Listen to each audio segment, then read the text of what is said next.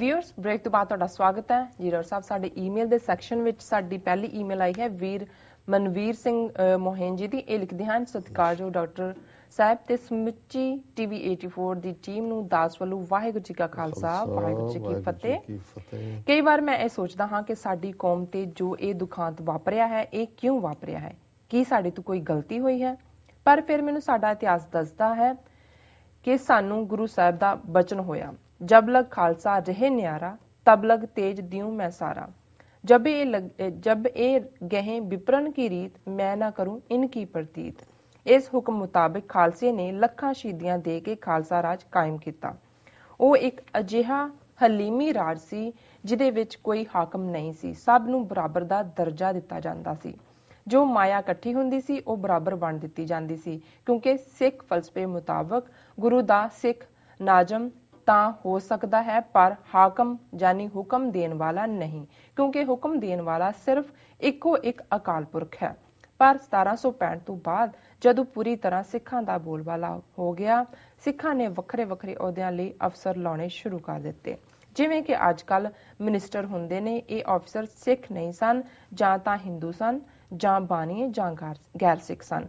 इन्हां विचों बहुते मुगलों लई काम कर चुके सन अते उन्हां दीआं आदतां नूं भी नाल ही लै आए।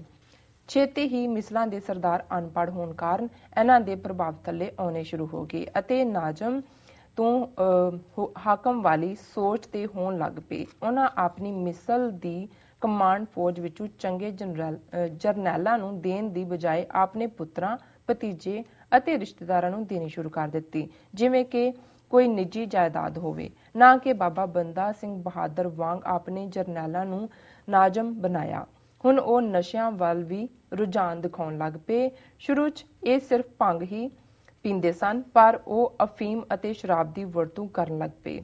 ਹੁਣ ਗੁਰੂ ਦਾ ਖਾਲਸਾ ਜੋ ਹੁਣ ਬਾਣੇ ਤੋਂ ਹੀ ਗੁਰੂ का खालसा सी, सिख फलसफे मुताबिक नहीं, अपने आप ਨੂੰ ਹਾਕਮ ਜਾਨੀ हुक्म देन वाला समझन लग पे अते जो सिरां दा मुल पा के राज हासिल कीता सी उस सोच तो बहुत दूर निकल आए। इस दे नाल ही गुरु दा हुक्म भी सच होया कि जब ए गहे विप्रन की रीत मैं ना करूं इनकी प्रतीत। अते गुरु ने अपना तेज जो खालसे नूं दिता सी उन्हां हाकमां तों वापस लै लिया, जो हुण पहरावे तों तां सिख सन पर फलसफे विच कच्चे। जां फिर यह कहना ठीक होवेगा कि सिख दे भेस विच मुगल ही सन। इस हाकम होण दी सोच ने उन्हां नूं लालची बना दिता अते मिसलां आपस विच लड़न लग पईयां अते जड़ी किरपान कदे जालम अते धक्केखोर हाकमां दे सिर वड़दी सी, ਉਹ हुण अपने भरावां दे सिर ते भी चलन लग पई। कई बार मिसलां विच एक दूजे तों रियासत खोण पिछे एक दूजे नाल लड़ाइयां लड़ियां अते सिੱਖੀ जज्बात नूं झंझोड़ के रख दिता गया।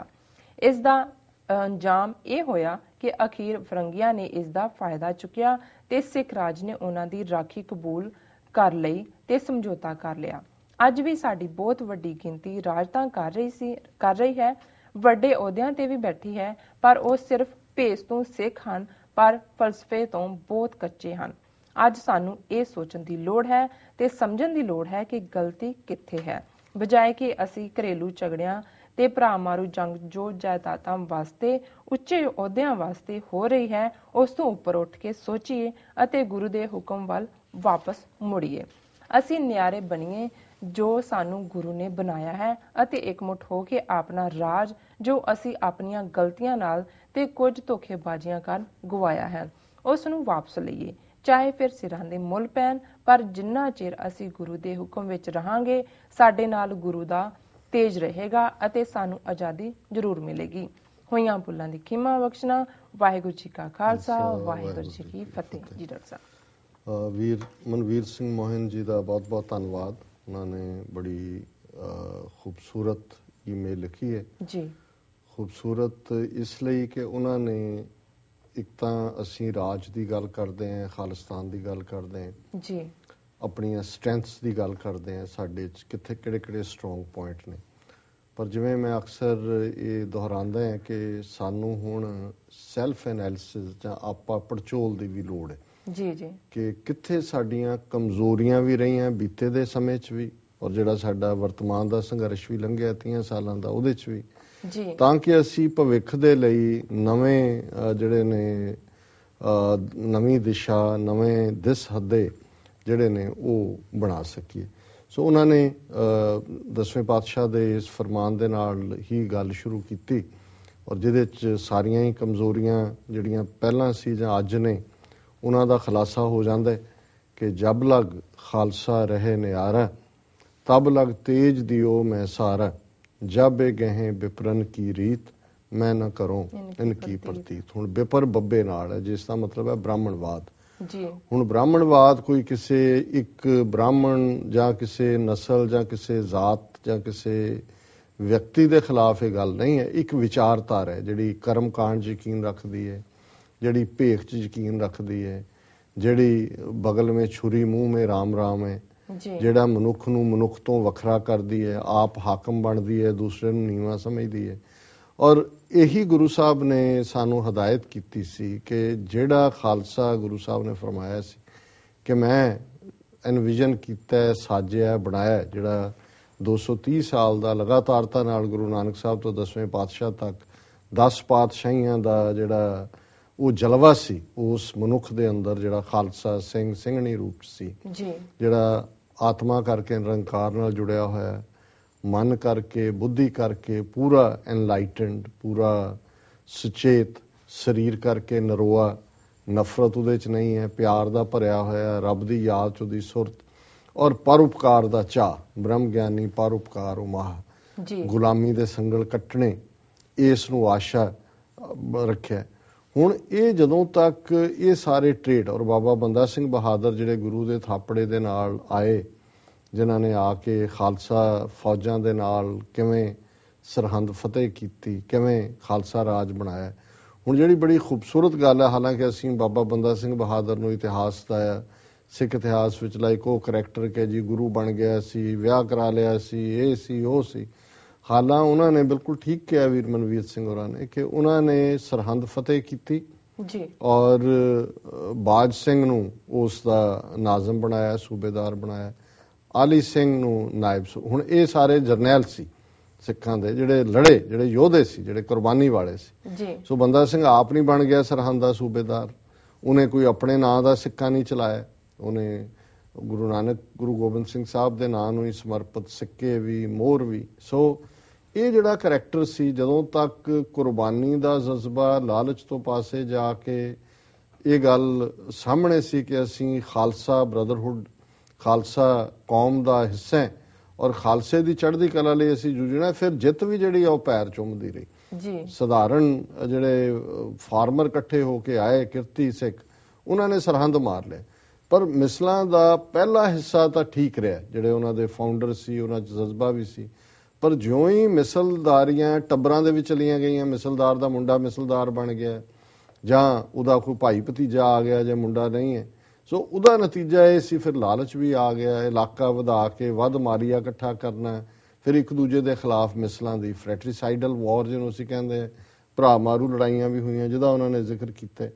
ਹਾਲਾਂਕਿ ਉਹਨਾਂ ਨੇ ਬਿਲਕੁਲ ਇਹ ਉਰਦੂ ਦੇ ਸ਼ਬਦ ਨੇ, ਪਰਸ਼ੀਅਨ ਦੇ, ਕਿ ਜਿਹੜਾ ਨਿਜ਼ਾਮ ਜਿਹੜਾ ਹੁੰਦਾ ਉਹ ਉਸ ਰਾਜ ਨੂੰ ਕਹਿੰਦੇ ਨੇ, ਜਿਹੜਾ ਉਹਦਾ ਨਿਜ਼ਾਮ ਨੂੰ ਦੇਖ ਰੇਖ ਕਰਨਾ ਉਹਨੂੰ ਨਾਜ਼ਮ ਕਹਿੰਦੇ ਨੇ। ਜੇ ਤਾਂ ਉਹ ਨਾਜ਼ਮ ਵਾਲਾ ਰੋਲ ਰਹੇ, ਜਿਵੇਂ ਕਿ ਤੁਸੀਂ ਉਸ ਦਾ ਇੱਕ ਸਿੰਪਲ ਰੂਪ ਰੱਖਦੇ ਹੋ, ਫਿਰ ਕਹਾਣੀ ਡਿਫਰੈਂਟ ਹੁੰਦੀ ਹੈ। ਪਰ ਜੇ ਤੁਹਾਡੀ ਹਾਕਮ ਬਿਰਤੀ ਹੋ ਜਾਏ ਕਿ ਤੁਸੀਂ ਐਜ਼ ਏ ਰੂਲਰ, ਨਾਜ਼ਮ ਕਸਟੋਡੀਅਨ ਹੁੰਦਾ, ਉਹ ਗਾਰਡੀਅਨ ਹੁੰਦਾ ਆਪਣੇ ਲੋਕਾਂ ਦੇ ਹਿੱਤਾਂ ਦਾ, ਪਰ ਹਾਕਮ ਬਣ ਕੇ ਫਿਰ ਉਹਨਾਂ ਨੇ ਬਿਲਕੁਲ ਠੀਕ ਕਿਹਾ ਵੀ ਕਿਵੇਂ ਨਸ਼ੇ ਵੀ ਆ ਗਏ ਔਰ ਐਸ਼ਪ੍ਰਸਤੀ ਆ ਗਈ। ਨਤੀਜਾ ਜਿਹੜਾ ਅਸੀਂ ਫਿਰ ਮਹਾਰਾਜਾ ਰਣਜੀਤ ਸਿੰਘ ਤੱਕ ਪਹੁੰਚਦੇ ਹਾਂ, ਬੇਸ਼ੱਕ ਰਾਜ ਸਥਾਪਿਤ ਹੋਇਆ, ਨਿਆਂ ਸੀ, ਲੋਕਾਂ ਨੂੰ ਰਾਹਤ ਮਿਲੀ, ਲੇਕਿਨ ਉਹੀ ਖਾਨਦਾਨੀ ਫਿਰ ਅੱਗੇ ਰਹੀ। ਫਿਰ ਕਿਵੇਂ ਪਿਓ ਨੇ ਪੁੱਤਰ ਦੇ ਖਿਲਾਫ, ਅੱਗੋਂ ਭਰਾਵਾਂ ਨੇ ਭਰਾਵਾਂ ਦੇ ਖਿਲਾਫ, ਰਣਜੀਤ ਸਿੰਘ ਦੇ ਜਿਵੇਂ ਟੱਬਰ ਦਾ ਅੰਤ ਹੋਇਆ, ਭਾਵੇਂ ਡੋਗਰੇ ਮਿਸ਼ਰ ਇਸ ਲਈ ਅਸੀਂ ਜ਼ਿੰਮੇਵਾਰ ਦੱਸਦੇ ਹਾਂ, ਪਰ ਗੱਲ ਤਾਂ ਉਹੀ ਹੈ ਕਿ ਅਸੀਂ ਸਰਬੱਤ ਖਾਲਸਾ ਦੀ ਪਰੰਪਰਾ, ਕਲੈਕਟਿਵ ਸਿੱਖ ਜਿਹੜੀ ਦਾ ਕਨਸੈਪਟ ਹੈ, ਮਿਸਲ ਦਾ ਮਤਲਬ ਹੀ ਇਹ ਸੀ, ਮਿਸਲ ਫਾਈਲ ਨੂੰ ਕਹਿੰਦੇ ਨੇ, ਅਕਾਲ ਤਖਤ ਸਾਹਿਬ ਤੇ ਫਾਈਲ ਸੀ, ਜਿਹੜੇ ਸਿੱਖ ਇਲਾਕਾ ਫਤਿਹ ਕਰਦੇ ਸੀ ਉਹਦੇ 'ਚ ਲਿਖਦੇ ਸੀ, ਮਤਲਬ ਇਹ ਸੀ ਕਿ ਇਹ ਜਾਇਦਾਦ ਗੁਰੂ ਪੰਥ ਦੀ ਹੈ।